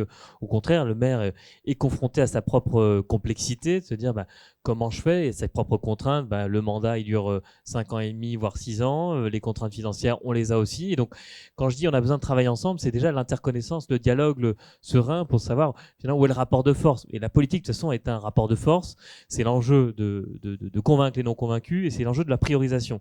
Quand ça, c'est quand même important de dialoguer, me semble essentiel. Moi, je remercie les intervenants qui me font penser, je crois que c'est Bergson qui disait il faut agir en homme de pensée et penser en homme d'action. Et c'est vrai que sur le début du mandat, moi j'ai beaucoup agi, mais pas forcément en pensant. Et maintenant, je prends le temps, et je suis ravi d'être avec vous, d'intellectualiser. Ce qui nous amène à dire qu'on a quand même besoin d'un changement culturel, et ça prend du temps. Je pense que on infuse petit à petit ce qui fait qu'aujourd'hui on est dans le changement, et on a besoin d'utopie. C'est vrai qu'on est dans un monde où et les politiques relayent beaucoup les dystopies, ce qui ne va pas, la peur, etc. Et moi, je pense qu'on doit créer ces nouvelles utopies. Et j'en ai plein à partager avec sa face sombre, mais sa face quand même réussie. Plein de petites utopies sociales, humaines, environnementales qu'on arrive à faire. Et ça, c'est des petits pas qu'on doit, me semble-t-il, partager. Et puis, pour reprendre, parce que le Premier ministre a cité La Fontaine dans son discours de politique générale. Moi, j'aime beaucoup La Fontaine. Je me replonge là-dedans. Je trouve qu'il y a beaucoup de vérité. Et en fait, il y a beaucoup d'images, justement, et ça nous aide à représenter le monde. Et finalement, de ce que vous avez dit, je me dis que c'est plus une invitation à devenir des roseaux, c'est-à-dire à se plier mais ne pas rompre. Et Répit est une initiative à se démultiplier, à faire la force du collectif plutôt que des chaînes.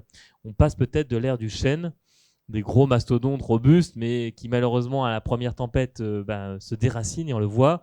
Moi j'ai les pieds dans l'eau depuis 3 jours à Laval puisque on est dans l'ouest, donc pas loin de Rennes, pas loin de l'île. On a eu les inondations, on est pas loin des records de 95, donc on voit bien que la ville est un véritable chêne qu'on doit transformer en roseau, prêt à mettre les pieds dans l'eau et effectivement s'adapter. Ça me semble vraiment, vraiment essentiel. Pour en venir, et que finalement, on n'a pas parlé des solutions. Tous vos discours, tout ce qu'on dit, c'est que de la méthode. Et notre enjeu pour nous, c'est quel discours de la méthode ? Comment on y arrive vers ces utopies ? Comment on le rend concret, on le rend réalisable ? Et moi, je le dis aussi au national, ce qui nous manque, c'est peut-être parler plus de méthode que de fond. Les politiques s'écharpent. Plus de liberté, plus d'égalité. Bon, ce qui les rassemble, c'est peut-être la fraternité. Comment la méthode, qui je consulte avant une dissolution ? Est-ce que je consulte mon Premier ministre ? Comment je consulte ?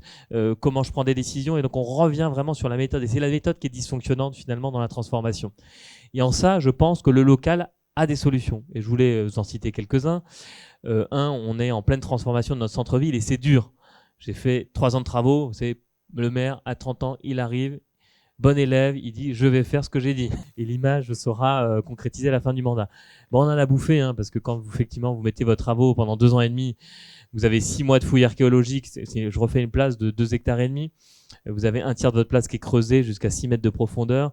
C'est pas toujours simple et pourtant on prend les étapes au fur et à mesure, qui était fruit d'une consultation de 1000 Lavallois sur 50 000 habitants, c'est pas rien. Et petit à petit, on a embarqué dans une méthode très participative avec une conférence des parties prenantes. Donc on réunissait régulièrement un comité de suivi des travaux en mode projet, les commerçants, les riverains, les automobilistes, les vélos, etc. Et on disait voilà ce qu'on propose, ça marche pas.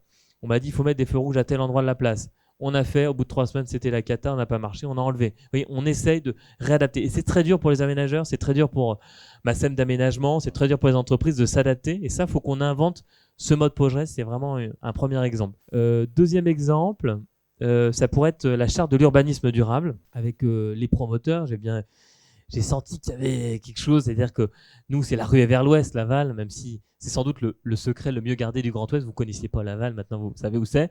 C'est très beau. Ouais. C'est très beau, c'est 1000 ans d'histoire, 2 châteaux, bref, quelques problèmes quand même à gérer. Mais on s'est senti quand même avec l'arrivée de la LGV, donc en 2017, il y avait des promoteurs, des Kaufmann & Broad, des Bouygues, des gros machins. On se disait, oh là là, mais ça intéresse à nous, c'est bizarre. Moi, je dis, oh là là, halte là, on va pas faire n'importe quoi, mettons-nous autour de la table, montons une charte de l'urbanisme durable. Et finalement, sur la charte, on dit qu'on veut le meilleur pour nos concitoyens, méthode éco-quartier, évidemment, mais on a surtout posé une méthode. Parce qu'on arrivait en début de mandat, on s'est rendu compte qu'il y avait beaucoup de permis qui étaient sujets à contestation.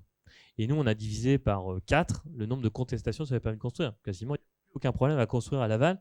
Grâce à cette méthode, on pose des choses, on répartit la valeur, on répartit le travail, et ce qui fait que des opérations, alors elles prennent leur temps, mais vont sortir. Donc je vous invite à regarder cette charte.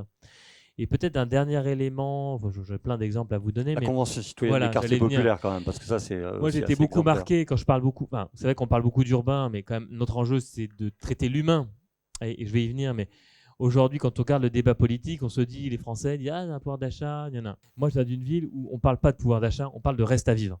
Quand vous avez fait vos dépenses contraintes, c'est-à-dire vous logez, les charges, la bouffe, le déplacement, qu'est-ce qui vous reste sur votre portefeuille?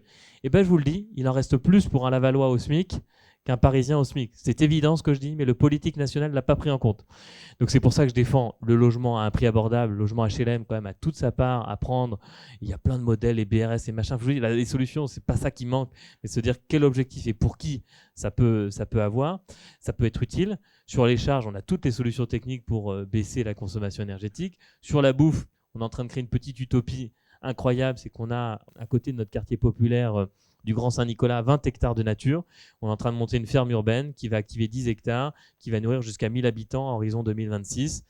Grâce à Territoire Zéro Chômeur Longue Durée, on a créé une entreprise dont le but c'est de créer des emplois pour les chômeurs de plus de 2 ans. Bon, truc que je ne croyais pas que c'était possible. On a déjà recruté 30 personnes et le modèle économique tient à peu près.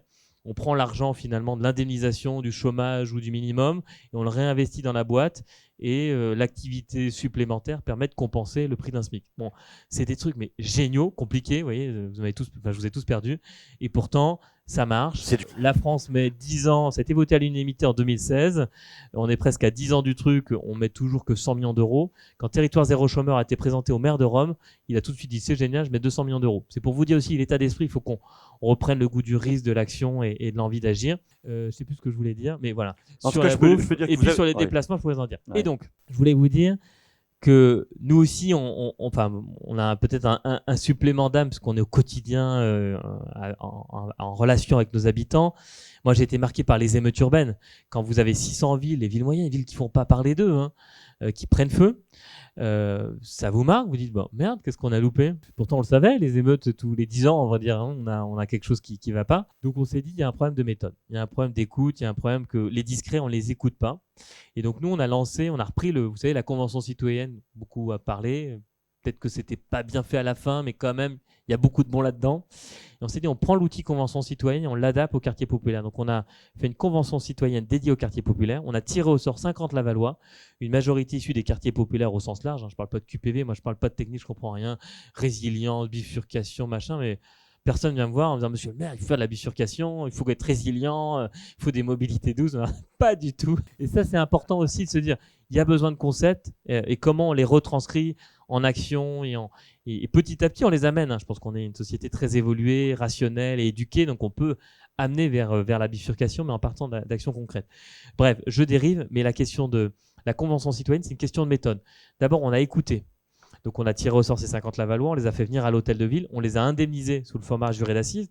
Donc moi j'ai la première bénéficiaire du RSA qui est venue pendant 3 week-ends. Déjà elle est venue pour la première fois à l'hôtel de ville, elle est venue porter des choses. Ils ont, premier week-end, fait un diagnostic à chaud, deuxième week-end, rencontré les experts qu'ils souhaitaient, et troisième week-end, finalement, rédiger un plan d'action, un manifeste, qui est hyper intéressant, parce que la première partie du manifeste, c'était la méthode. Osez, innovons, expérimentons. Voilà, ils sont vraiment dans une logique de l'envie d'agir. C'est vraiment extraordinaire. Et après, effectivement, des solutions assez basiques qui doivent peut-être donner une boussole politique. C'est il faut faire réussir nos enfants. 2, pour ça, il faut nous aider, nous, parents, et le reste est presque anecdotique parmi les leçons qui sont dedans. Et puis à la fin, et c'est intéressant, de cette convention citoyenne, c'est que les parties prenantes sont invitées à réagir au plan d'action et à agir. Donc l'État, le commissaire, la préfète, la CAF, l'AR, les autres collectivités locales, là on va le voter lundi prochain au Conseil, s'engagent à mener des actions autrement et finalement régler, réajuster leurs problèmes de tuyauterie. Ça veut dire qu'on n'a pas juste demandé son avis aux citoyens. Non. Il est devenu et on a embarqué engagé, tout à porteur fait, de solutions. avec des parties prenantes. Et puis on a fait venir un parrain et une marraine, donc Jean-Louis Borloo et Emmanuel Cos, qui sont venus témoigner, puisque on a voulu ouvrir ce travail de la Convention citoyenne à tous les habitants en disant le problème des quartiers populaires doit être votre problème, parce que c'est ceux qui sont les plus vulnérables, les plus en insécurité. Et finalement, si on ne traite pas cette bombe humaine à retardement, ça va nous exploser à la figure. Et donc je crois que c'est vraiment important dans notre fabrique de la ville de partir des plus vulnérables, de partir des plus grandes difficultés pour essayer de la transformer. Ça me semble vraiment. Et sur cette méthode, si vous voulez aller plus loin, parce que là, on n'a que le temps de s'ouvrir les chakras, Désolé, vous avez je écrit un super rapport très accessible pour l'Institut Jean Jaurès, je crois, où vous résumez un petit peu cette idée que écoutons un peu plus les territoires, ceux qui font en particulier dans les villes moyennes, parce qu'on a peut-être des choses qui pourraient fonctionner ailleurs et qui pourraient être mutualisées plutôt que de descendre des solutions. Oui, alors globales, n'hésitez quoi. pas à lire sur le site de Laval, la ville, donc laval.fr, déjà le rapport des conventionnés. Donc à partir de lundi prochain, vous aurez ce que les parties prenantes, comment ils interprètent ce travail-là. Et puis effectivement, j'ai fait quelques publications sur la Fondation Jean Jaurès, sur comment finalement par les territoires on est acteur de la réconciliation nationale et effectivement C'est très on a le intéressant. pouvoir d'action. Merci beaucoup. Christophe Janet, vous êtes directeur général délégué en charge du développement, de l'aménagement et de la promotion de Noud. Il y a un point commun avec Franck, c'est que justement vous avez un double cerveau, c'est que vous êtes à la fois ingénieur et architecte. C'est intéressant, deux parties du cerveau. Parce que, encore une fois, dans ce pays, on a tendance à caricaturer l'idée que l'architecte, il est un hors-sol, il invente des trucs, que l'ingénieur se dit mais ils sont complètement débiles, on n'arrivera jamais à construire ça. Et justement, l'hybridicité de votre formation, votre pratique, parce que quand on voit le CV, c'est absolument hallucinant. Vous avez été chez le promoteur, vous avez été chez Leroy Merlin pour dire tiens, je vais vous aider à faire qu'un magasin soit autre chose qu'une caisse à savon qui fait du chiffre d'affaires, parce que peut-être que ces magasins, ils peuvent avoir une autre fonction, un lieu de vie, etc. Donc voilà, je passe très très vite sur votre CV, mais c'est vraiment, et vous le dites vous-même, cette multiplicité d'expériences, donc de regard, qui vous permet de regarder cette complexité qu'on évoque depuis ce matin avec un œil un peu aguerri, quoi. Ouais, merci pour mettre en avant mon petit côté schizophrène. J'ai effectivement non seulement architecte et ingénieur, mais en plus j'ai le double effet qui se coule, c'est qu'en plus je suis passé du mauvais côté de la barrière. Hein. Je suis du côté, pour ceux qui veulent réduire les sujets, du côté des méchants. J'ai fait beaucoup de longues années en tant que promoteur. Ce que j'ai envie de partager, c'est évidemment d'essayer de parler d'un petit peu de comment Noud va se positionner à travers ce schéma-là et auprès de partenaires qui ont des convictions et qui savent travailler sur le fond. Et nous, on a une revendication, c'est d'essayer de réfléchir sur le temps, mais d'agir assez vite. Donc en fait, est-ce que Noud a des solutions? Non, on n'a pas de solution. Et je me garderais bien d'en avoir. Et les équipes aussi. On n'a pas de solution, on a des convictions, on a des hommes, on a une histoire. Ça fait 45 ans que l'histoire de Noud est partie d'une aventure au tout départ qui était de faire du commerce et de l'immobilier autour de tout ça. Et donc, on a le sens du client. Et ça, c'est un point de force sur lequel je reviendrai, c'est qu'on est ADN retail compatible. Et je reviendrai là-dessus. Donc, j'ai envie de vous dire, c'était ma conclusion, mais je vais le dire maintenant parce que tu l'as dit tout à l'heure. Qu'est-ce que Noud? Noud, c'est un explorateur. Enfin, j'ai envie de croire que notre rêve à nous, c'est d'être des explorateurs, c'est de pas avoir de solution, c'est d'être des explorateurs qui réfléchissent, qui fabriquent, qui racontent des récits. On raconte des récits, on veut faire des projets. Hier soir, j'ai eu l'occasion d'être avec un de nos collaborateurs qui reprenait l'expression d'un de mes anciens présidents, Alain Taravella. Alors, je ne sais pas si c'était Alain Taravella que j'ai dit, mais en tout cas, ça ressemblait à ça un petit peu, la nature des opérateurs dont tu parlais tout à l'heure, et qui en même temps est extrêmement pragmatique, disait, ceux qui connaissent Alain Taravella diront qu'il a quand même le sens du profit quand même. Hein, il a réussi à faire quelque chose en quelques années. Mais il disait souvent, les gars, n'oubliez pas une chose, le projet et le projet. Et un peu de fiscalité et de finance. Voilà, Taravella. Nous, pendant de longues années, on a été souvent soucieux de se dire l'emplacement. C'est la même chose. Voilà. Donc, sauf que la notion de projet, elle a une petite différence avec la notion c'est que Le travail que nous on mène, c'est de retravailler sur la ville. Donc il ne s'agit pas de déterminer l'emplacement, puisqu'on y est déjà. C'est de dire qu'est-ce qu'on va faire à cet emplacement pour répondre à tous les enjeux que vous avez évoqués, Mathieu et Franck. Donc c'est ça notre travail, et on a envie vraiment de bosser là-dessus, et c'est comme ça qu'on a initié toute la démarche, tout le projet pour faire des lieux en mieux. Il y a des mots qui résonnent hein, entre vous deux. Vous me disiez, il y a un item qui m'anime depuis mon diplôme d'archi, c'est que quand on est soucieux de la ville, il faut être soucieux de son histoire et de sa trame. Exactement. Alors on va pas traverser le monde, et on va rester sur une ville qu'on connaît tous bien, là où on est, c'est Paris. Paris est une ville qui s'est construite et qui est riche d'une histoire incroyable, parce que c'est la succession de trames qui la rend aujourd'hui telle qu'elle est. La dernière en date, la grande transformation, si on met de côté ce qui s'est passé récemment avec les Jeux, qui a été peut-être aussi un moment de transformation assez important sur la ville sur Paris et surtout sur sa première couronne. Et c'est le Baron Haussmann. Le Baron Haussmann, il n'a pas détruit la ville, il n'a pas flingué Paris, il a fait des partis pris, il a pris des partis pris, et c'est la superposition des trames qui rend aujourd'hui la ville de Paris ce qu'elle est. Moi, j'ai envie de croire que on peut faire la même chose sur nos sites à nous, quoi. Il s'agit de ne pas renoncer et de ne pas tourner le dos à ce qu'on a fabriqué, c'est-à-dire des zones non fonctionnelles, à vocation principalement commerciale. Oui, aujourd'hui, certains l'appellent la France moche, et on n'est pas bégueule, on se dit, on assume, on est ce qu'on est, parce qu'on y a répondu à l'époque, ça répondait à un besoin, et maintenant, il s'agit de retravailler là-dessus. C'est ni plus ni moins que la même chose. Il faut qu'on se dise, pas de tabula rasa de ce qu'on était, préservons le commerce comme étant l'âme, l'essence même de ce qu'on veut faire. Le commerce est le cœur de ville. Voilà, c'est un point essentiel. Et aujourd'hui, la chance qu'on a, j'ai eu l'occasion de travailler chez ces grands promoteurs dont tu parlais, Franck, parce que j'ai appris mon métier quand même, c'est souvent, effectivement, jusqu'à présent, on rasait des quartiers où on partait de friches où il n'y avait plus rien du tout. Et la question était souvent de se poser, c'est le principe de la poule et de l'œuf. On met le commerce avant et les habitants après, mais souvent le commerce, il a du temps à se mettre en place. Ou est-ce qu'on met les habitants avant et le commerce après pour que le commerce bénéficie des habitants? Sauf que les habitants, ils habitent au milieu nulle part. Nous, on a la chance d'avoir une centralité commerciale qui est avérée, une centralité, je retire le mot de commerce, une centralité de 40 ans. Et on va refabriquer la ville sur une centralité qui existe déjà, parce que les habitants fréquentaient ces sites depuis des années, et il s'agit de le préserver. Donc on préserve le commerce, on préserve cette première trame pour fabriquer la ville de demain. Ça, c'est un point qui est pour moi essentiel. Il y a un autre item qui vraiment vous tient à cœur. Moi, j'ai noté des phrases que je trouve très intéressantes. C'est une ville réussie, c'est une ville où l'espace public est habité. Ouais. On y met même de la fraternité, je crois, quand on reprend les discours chez vous, enfin surtout l'action à Laval. C'est la mixité des usages, quoi. Arrêtons de créer des silos d'usage. Oui. Parce que évidemment une ville elle est bien plus complexe et le mot de vie, c'est toi qui disais aussi, je crois que j'aime pas l'expression pouvoir d'achat, mais je préfère parler de niveau de vie par exemple. Enfin le mot de vie revient ville, hein, c'est un peu ces deux mots là, mais ça se traduit concrètement là aussi dans l'approche de projet aujourd'hui, cette mixité des usages et l'idée que la vie soit le plus possible tout le temps partout. Complètement, c'est effectivement le deuxième point qui m'anime moi au quotidien et que je partage avec les équipes. Je rebondis sur effectivement ce que disait Franck, c'est que les grands projets Réinventer Paris, ça a été certainement extrêmement intéressant. Il y a eu de l'émulation, ça a permis à certains de se poser des questions, mais c'est vrai que c'était la succession des éléments de programme. Hein, on allait chercher les compétences et puis on additionnait les experts en logement, les experts en bureau, et puis on se disait tout ça va faire un grand tout. Ok. Ça peut marcher, et c'est déjà mieux que d'avoir une zone non fonctionnelle.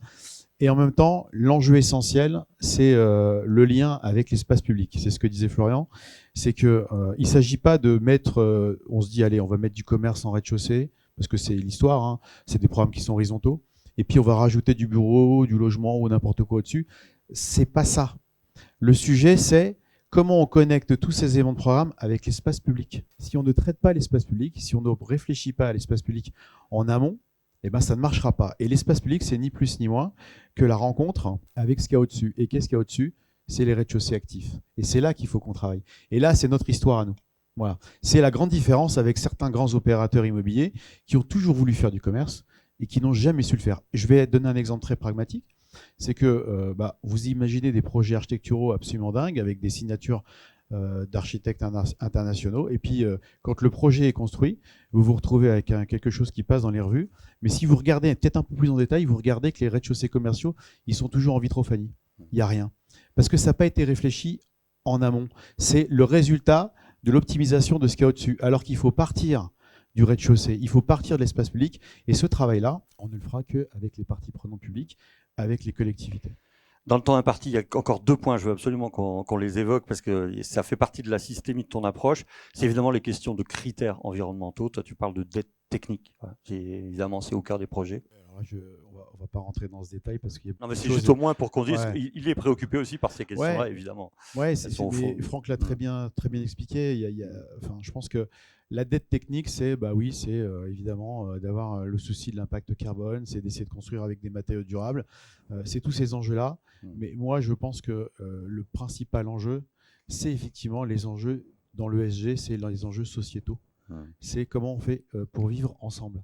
Et c'est ça l'enjeu. La question de la mixité d'usage, c'est les éléments de programmation, mais c'est surtout comment on arrive à recomposer des quartiers pour des gens qui vivent ensemble. Et la périphérie, puisque c'est notre histoire à nous tous, principalement, et ben c'est pas les quartiers du 2e, du 3e ou du 4e arrondissement parisien, quoi. C'est plutôt les quartiers de périphérie, là où on a construit pas cher, parce que il n'y avait pas de spéculation immobilière. Et donc le lien que je peux faire avec la question que tu poses, Thierry, c'est que nous, notre chance, c'est que ce grand foncier qui est détenu par nos propriétaires, qui sont dans la salle, ils sont tous présents, c'est que ces fonciers ils sont détenus grâce au temps long des cousins et surtout de tes parents, tes grands-parents, Antoine. Il y a une stratégie du temps long, ce qui fait qu'aujourd'hui ces fonciers sont détenus, pour partie ils sont amortis, pas gratuits, pas la même chose. Et donc on est capable, nous, de donner ces fonciers aux collectivités pour dire bossons ensemble pour faire sur ces territoires un territoire qui puisse permettre de développer un sujet qui est essentiel quand même, c'est la question du logement et du résidentiel. Voilà. Et donc, dans ces lieux-là, il ne s'agit pas de faire du bail social, pas que. Il faut faire du bail social, il faut faire de l'intermédiaire, de l'accession libre, et il faut essayer de recomposer quelque chose qui nous permette de vivre ensemble. C'est ça l'enjeu, à mon sens, la question environnementale plus que la dette technique sur les matériaux renouvelables. Absolument. On l'a dit tout à l'heure, on n'est pas dans le royaume des bisounours, il y a des équilibres économiques dans lesquels on évolue, bien évidemment. Mais il y a une phrase qui m'a frappé quand on a préparé cet entretien, c'est qu'il m'a dit notre enjeu à nous, c'est comment réussir à détruire, pas longtemps, mais détruire de la valeur pour mieux en créer. Qu'est-ce que ça veut dire, ça? Alors, très modestement, c'est pas de moi, Oui, mais c'est d'André Hichet. Mais tu l'apportes en tout cas. Exactement. Nous, notre difficulté, effectivement, c'est que là où on a un enjeu de transformation, il y a des choses qui sont en place. Nos commerçants, ils sont là. L'acte de construire, l'immobilier, c'est brutal. Quand on travaille sur une friche, on rase et on recommence. Nous, c'est différent. On doit préserver d'abord l'équilibre en place. Quand je parle de préserver la centralité, c'est de préserver ceux qui sont en place, nos commerçants. Donc ça, c'est l'enjeu number one. C'est comment on fait pour accepter de détruire une partie de la valeur pour mieux en créer. Et donc, détruire une partie de la valeur, ça veut dire quand même la préserver. Et ça veut dire comment est-ce qu'on fait pour maintenir en place, en phase de transformation, des commerçants. On ne ferme pas un magasin et puis on le rouvre demain. Quand on ferme un magasin et qu'on le rouvre 5 ans après, il a perdu tout ce qu'il pouvait. Donc comment on fait pour maintenir les commerçants? Comment on fait pour maintenir cette centralité dont je vous parlais? Parce que ce qui dit commerçant dit client. Et les clients, ils viennent au magasin, ils viennent pousser un caddie, ils viennent avec un sac, ils viennent avec leurs enfants. Et donc, ces gens-là, il faut faire attention parce que quand on fait un chantier, effectivement, c'est pas fait pour être accessible à tout public. Donc, c'est ça l'enjeu. On est déjà quasiment à la fin, c'est d'une frustration terrible. Donc, à chacun, je vais vous demander en 1 minute, c'est quoi le cadeau que vous nous faites avant de partir. Mais une dernière petite question exemple, parce que c'est ça aussi qui est intéressant, c'est que c'est des exemples qu'on peut aller voir, visiter, etc. Il y en a un dont tu m'as parlé, c'est Bordeaux, le quartier des Chartons, et pas des Chatrons, des Chatons. Hein, le quartier des Chatons. C'est Bordeaux Nord en fait. Hein. Et justement, parce que quand tu dis on a maintenu de la valeur, on a maintenu le magasin. Allez, en 1 minute, raconte-nous en quoi ce projet donne leur envie d'aller voir en fait. Ouais. Alors, le projet de Bordeaux, qui est développé par l'équipe du Grand Ouest qui est ici dans la salle, c'est très simplement un peu plus d'1 hectare de terrain, une boîte à vendre comme tout le monde les connaît, passoire thermique, Effectivement, il y a l'enseigne du magasin et Auchan, évidemment. C'est un magasin qui a fonctionné, qui fonctionne toujours d'ailleurs, hein. Avant qu'on ait démarré le chantier, c'était ce qu'on appelle dans le jargon des commerçants un magasin coffre-fort, donc qui a du résultat, hein, qui accueille des clients, qui fait du chiffre d'affaires, mais qui a un résultat positif. Et donc, il s'agissait sur ce un peu plus d'1 hectare, sa boîte à vendre 3000 et essentiellement du béton, enfin du goudron, et peut-être 2 arbres qui survivaient parce que les clients les avaient pas encore tamponnés, de faire un projet de quartier parce que le magasin avait été rattrapé par un quartier qui était devenu urbain et plutôt à la mode. Et le tramway est au pied de ce dit magasin. Donc là, il s'agissait de dire comment est-ce qu'on maintient le magasin en exploitation en supprimant quasiment toutes les places de parking. Je crois qu'il ne restait plus que l'hiver dernier 40 ou 50 places pour maintenir le magasin en place et de mener un chantier. Donc on a réussi, on est en train de réussir à faire en sorte que le magasin continue à vivre, grandit en chiffre d'affaires, ne détruit pas plus son résultat que ce qu'on avait, on fait même mieux que ce qui était prévu. Et on construit en sous-sol, on ramène tous les parkings en sous-sol, on repositionne le commerce, le fameux socle en question, en rez-de-chaussée pour vraiment faire le lien avec l'espace public, dédié aux piétons, plus de voitures. Et à l'étage, on recrée la valeur. On a détruit un petit peu, c'est ce que André disait, et on en recrée pour pouvoir investir tout ça. On en recrée avec du bureau, du logement, et on rend en pleine terre pas loin de 28% de surface. Voilà. Donc on fait de 3000 à 16 000 de construction, et on rend de la pleine terre à la ville. Voilà. Ça, c'est créer de la valeur. Merci beaucoup. Alors, relevez le défi, je compte sur vous en 1 minute. Mathieu, il a pris plein de notes dans son carnet. Je pense que, en fait, Je prends toujours plein de notes. bah oui, c'est ça, mais C'est parce bon que tu signe. profites de ce. Ça prouve qu'on a dit 2-3 choses intéressantes. Avec quoi peut-être tu repars ou qu'est-ce que tu as envie de nous partager là en finale de cette table ronde? Oui, on n'a pas tant parlé que ça de l'avenir, on est d'accord. On a parlé du maintenant, évidemment, puisque de toute façon, on appréhende l'avenir à l'aune de ce qu'on connaît déjà. C'est ça la grande difficulté, en fait. C'est pour ça qu'on a du mal à voir neuf dans un monde où tout est à réinventer. Donc j'entends qu'on a besoin de méthodes. Et en fait, ça, c'est la bonne voie pour voyager. Parce que tout le propos, c'est de voyager en incertitude. C'est bien ça que la prospective autre et que les explorateurs et les exploratrices font constitutivement. Voyager en incertitude, ça ne veut pas dire qu'on ne sait rien, ça veut juste dire qu'on ne sait pas tout et qu'il faut faire avec. Donc il y a une solution pour voyager en incertitude que les exploratrices et les explorateurs nous donnent, c'est qu'il faut choisir un horizon. L'horizon est la clé. En fait, en France, on ne manque pas de solution, on manque d'horizon. Dire où on veut aller. Et ils vous le disent d'ailleurs, quand ils sont en forme et la tempête arrive, s'ils sont en forme, ils traversent la tempête pour gagner la vitesse. S'ils ne sont pas en forme, ils changent de cap stratégique, ils reprennent la voie vers l'horizon, puisque l'horizon est clair. Et moi, j'aimerais vous faire un partage, et moi, des eureka, c'est pour ça que je prends des notes. Et j'en ai eu un récemment qui, justement, concerne la construction. Puisqu'on a repris le goût de voir et de construire des cathédrales, ce qui est quand même incroyable depuis le XIIIe siècle. On n'en avait pas fait. Il n'y a que Gaudi qui n'avait même pas vu son fronton. Il y a quelque chose, on a reconstruit une cathédrale et dans un temps assez incroyable, avec des techniques anciennes. Entre nous, on aurait pu y mettre notre patte, plutôt que de mettre l'image du 19e siècle. On aurait pu imaginer un autre toit, mais dont acte, on a réussi à faire aussi bien que nos anciens. Merci à tout ça. Et donc moi, j'ai eu un eureka par rapport à ça. Qu'est-ce qu'il faut faire comme méthode pour aller dans un avenir qu'on pourrait choisir? Vous vous rappelez Camus, quand il a reçu le prix Nobel de la paix, il a dit cette phrase: chaque génération se croit vouée à refaire le monde. La mienne, c'est pourtant qu'elle ne le refera pas, mais sa tâche est peut-être plus grande. Elle consiste à empêcher que le monde ne se défasse. C'était la guerre froide. Moi, je pense qu'on est en train de reconstruire une cathédrale. Nous, les humains, vous, moi, les architectes, ceux qui ont les Médicis d'aujourd'hui. Mais c'est une cathédrale qui existe déjà. Donc en fait, on a 3 opérations à faire, et c'est ça l'invitation en termes de méthode. 1, qu'est-ce qu'on garde absolument? On ne peut pas tout déconstruire, sinon ça s'écroule.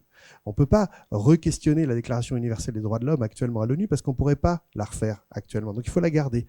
Donc qu'est-ce que dans notre cathédrale on garde parce que c'est constitutif? Qu'est-ce qu'on dépose? Qu'est-ce qu'on enlève parce que c'est dépassé? Parce que le XXe siècle, on a un peu abusé. Donc il faut laisser passer ce qui est dépassé. Qu'est-ce qu'on enlève? Et qu'est-ce qu'on pose avec une solidité assez grande pour que les générations futures puissent vivre dans le monde dans lequel ils aimeraient vivre sans qu'on prédestine de leur vie de demain? Et je trouve que c'est ça, vous le politique, vous l'industriel et nous un peu les penseurs de tout ça, notre action, et on peut le faire à l'échelle de nos vies à nous. Avec les 3 ans, on en avait parlé déjà chez Nood. 1, c'est abandonner quelque chose qu'on fait, mais qu'on ne veut plus voir dans le monde dans lequel on aimerait vivre. Je vous laisse libre de. 2, c'est améliorer quelque chose qu'on fait, mais qu'on pourrait mieux faire. On est beaucoup sur ça en termes d'innovation.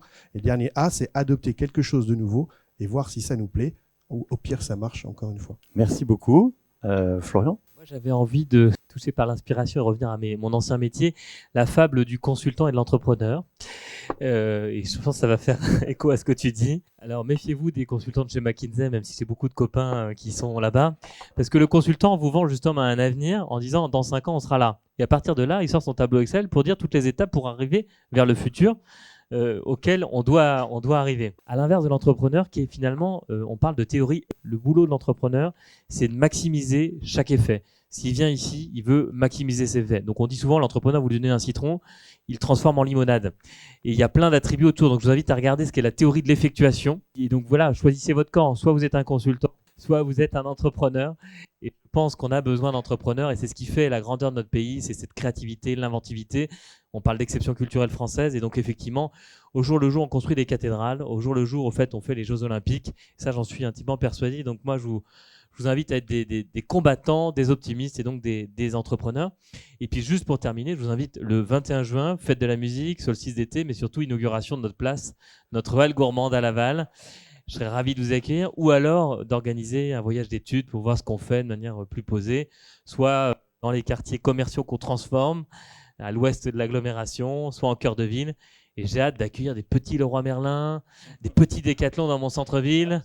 Et bon, je sais qu'il n'y a personne de chez Orange, mais j'en ai marre de voir des boutiques d'Orange dont l'entreprise est détenue par l'État. En périphérie, là aussi, j'ai envie de boutique Orange dans mon centre-ville. Message Bonne journée à tous. est lancé. Et on peut être élu et entrepreneur, parce que quand on vous entend depuis ce matin, c'est vraiment le... Ouais, mais vous êtes un maire entrepreneur, en tout cas.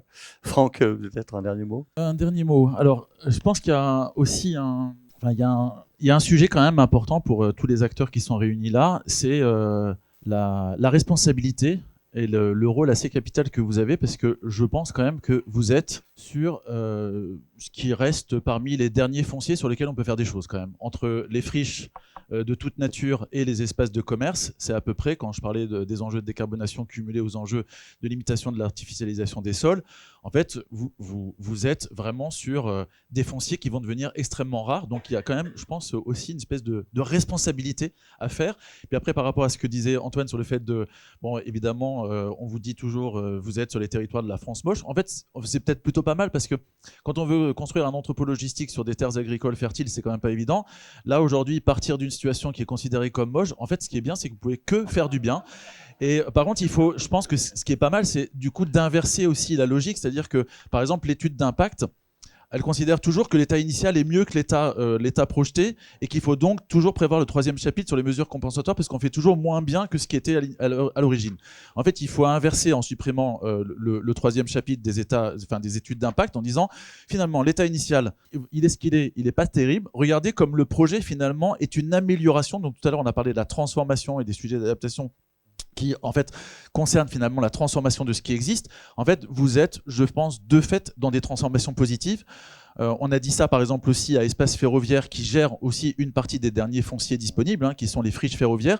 En fait, tous les projets sont des projets de transformation positive et je pense que c'est comme ça aussi qu'il faut les angler. Je pense que c'est une bonne manière d'aborder les choses plutôt que voilà, je vais réduire mes impacts négatifs. Finalement, c'est intensifier vos impacts positifs. Je pense que c'est une bonne chose. Et puis après, juste comme ça, je sais que c'est un peu facile, ce qui a été dit, juste qui la connaissent pas, la petite citation là, d'Étienne Desciences qui dit « Croire au progrès, c'est accepter de sacrifier du présent personnel au nom d'un futur collectif. » Du présent personnel au futur collectif. Merci beaucoup.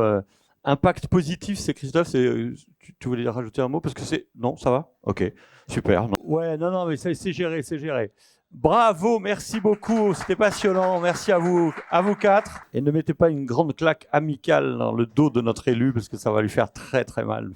Et merci d'avoir tenu cet engagement d'être avec nous aujourd'hui. Alors c'est un mot qui a été prononcé plusieurs fois dans cette première table ronde. Ok, mais est-ce qu'il y a une méthode? Est-ce qu'il faut une méthode? Quel type de méthode pour accompagner ces périodes de transformation de lieux mono-usage en lieux mixtes? Pour l'évoquer, 3 acteurs. Merci d'accueillir Émilie Samson, Inès Baligan et Bruno Ménez. Merci de les accueillir. Voilà, ils sont là. Émilie,